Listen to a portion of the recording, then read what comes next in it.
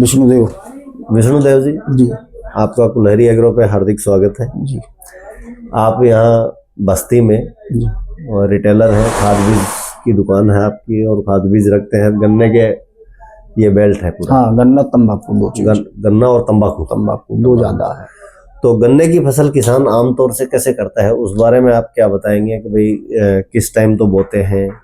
अब कुछ गन्ना तो इस टाइम बो दिया जाएगा, मिल वाले कहते हैं उसको सर्दियों में। हाँ सर्दियों में। हाँ। तो उसको मतलब दिसंबर के पहले पहले दिसंबर से उसमें हम लोगों को मिल की तरफ से एक वो मिल जाता है कि आपका आटम हो गया, इसकी पर्ची अगेती आ जाती है। हाँ तो इस वो देते हैं। इसके बाद फिर ऑटम सीजन का जो सर्दियों में बोया जाता है तो वो तैयार होगा। हाँ तैयार हो गया, मतलब उसको पेड़ी मान लेते हैं। उसको कब कटाई कब करते हैं? अगेती वाले उसको कटाई वही हो जाता है ऊपर के उधर जनवरी और फरवरी में ही अगले साल। हाँ तो वो पूरा मतलब एक साल से ज्यादा, एक साल से ज्यादा लेने लेते एक साल से ज्यादा वो लेता है। 14-15 महीने के आसपास, सवा साल का क्रॉप होगा। हाँ क्रॉप हो जाता है। तो उसका शुगर मिल कुछ आपको एक्स्ट्रा देती है? नहीं, वो पैसा नहीं एक्स्ट्रा देती है, वो केवल जो है वही हमको पर्ची में थोड़ा सुविधा आगार देती है, पर्ची वगैरह के लिए। अच्छा, पर्चियां वो आटम जो उसको बोल देते हैं, तो थोड़ा सा उसी बीच में 1-2 कैलेंडर जो है कर देते हैं कि ये आपका आटम हो गया, पर्ची जल्दी आ जाएगी। पर्ची जल्दी आ जाएगी, वो बेचने में दिक्कत नहीं है। हाँ, बाकी मुख्य फसल ज्यादातर फार्मर कौन सी फसल करते हैं? ज्यादातर गन्ना ही है हमारे। नहीं, गन्ना है पर कौन से वाला, फरवरी वाला या कौन सा?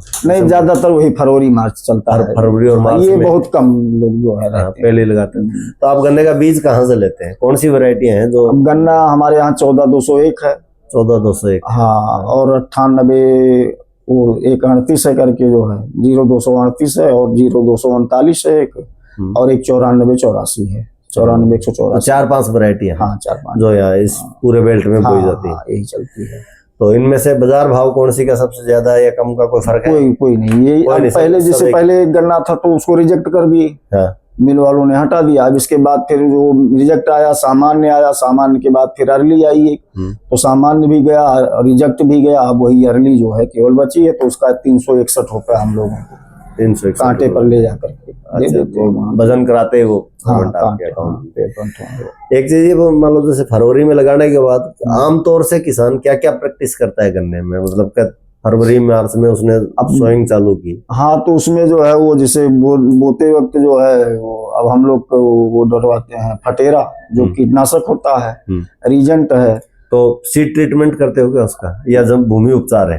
भूमि उपचार है, ऐसे मतलब जो है खाद में मिला करके। जैसे अब उतना फटेरा, जैसे 4 किलो फटेरा है, 2 बीघे में 4 किलो वो नहीं मिलेगा, तो उसमें 10-20 किलो और कोई खाद मिला दी जाती है कि ताकि जो है मिला मतलब छिड़काव करने में दिक्कत नहीं है, दिक्कत ना आ जाए। तो इसलिए जो है वो कोई फटेरा डालता है, कोई रिजेंट डालता है।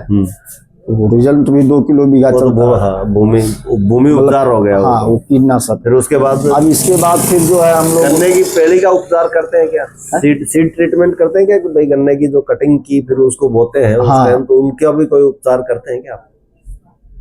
नहीं, जैसे हम लोग काट के बोते हैं उसको, इतना बड़ा बड़ा मेढ़ा बना करके। 3 आंख होती है वो, 3 आंख 4 आंख जिससे मतलब हो जाए। इसके बाद उसको मतलब मट्टी से ढक दिया जाता है। 1 महीने बाद वो जाम के जो है बराबर हो जाता है। जानने के बाद फिर उसको जो है गुड़ाई होती है, सिंचाई होती है, फिर यही खाद वाद डाला जाता था।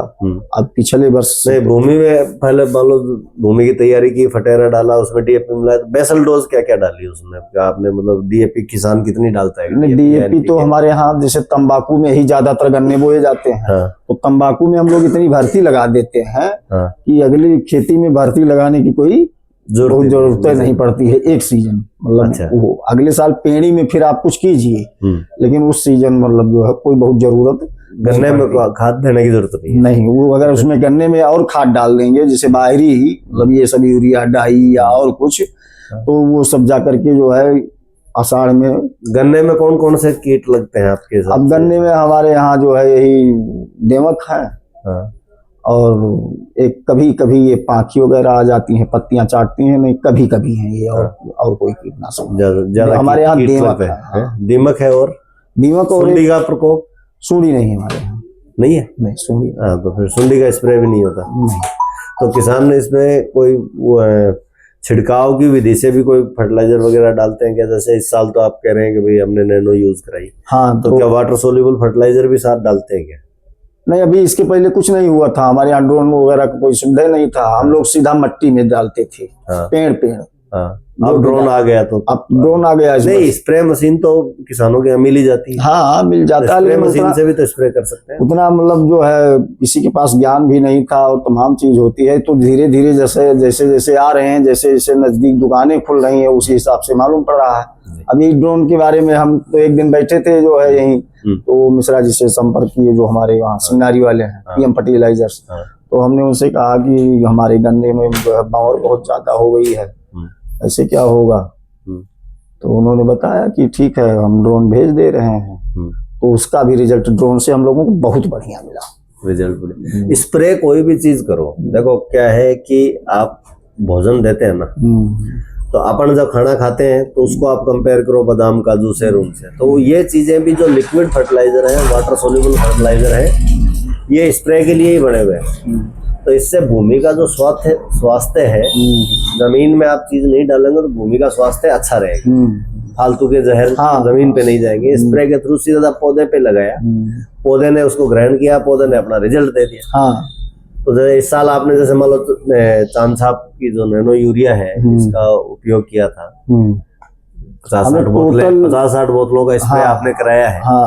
तो आप इसमें, मेरा ये मानना है कि आप इसके साथ, जैसे गन्ना बढ़वार का टाइम होता है, जब गन्ने की हाइट बढ़ रही है, उस टाइम आप इसमें 1 किलो 20 NPK जो आता है, उसको जरूर मिलाया करो। उसको ड्रोन से कर रहे हो तो 1 किलो, यदि हाथ वाले मशीन से उनसे कर रहे हैं तो प्रति एकड़ 2 से 3 किलो NPK जरूर मिलवाया करो। उससे क्या, उसकी हाइट और ग्रोथ है ना, वो ज्यादा बढ़ेगी।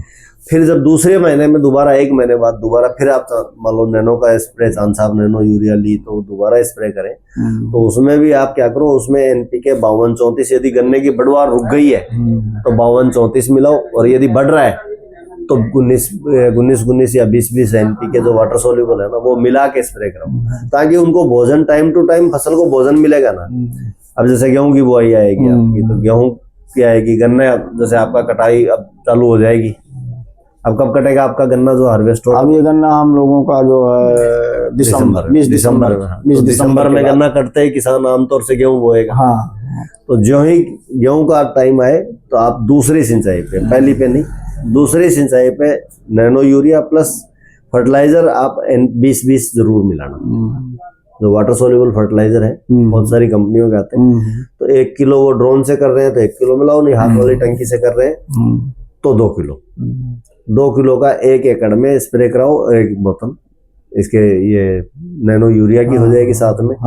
फिर उसके बाद यदि 30 दिन बाद, दूसरी सिंचाई के 30 दिन बाद में दोबारा उसको पोषण देते हैं, तो आप 52-34 या 20-20 NPK मिला के फिर आप उसका स्प्रे करो, तो आपके गेहूं की उपज में बहुत अच्छा फायदा होगा। बाकी यहाँ गेहूं की कोई मुख्य बीमारी हो तो बता सकते हैं आप कि भाई कोई ज्यादा गेहूं में ज्यादा बीमारियां लगती भी नहीं है।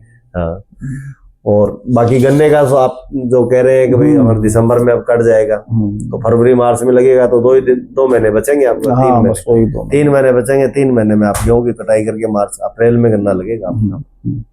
ठीक है, धन्यवाद। ठीक।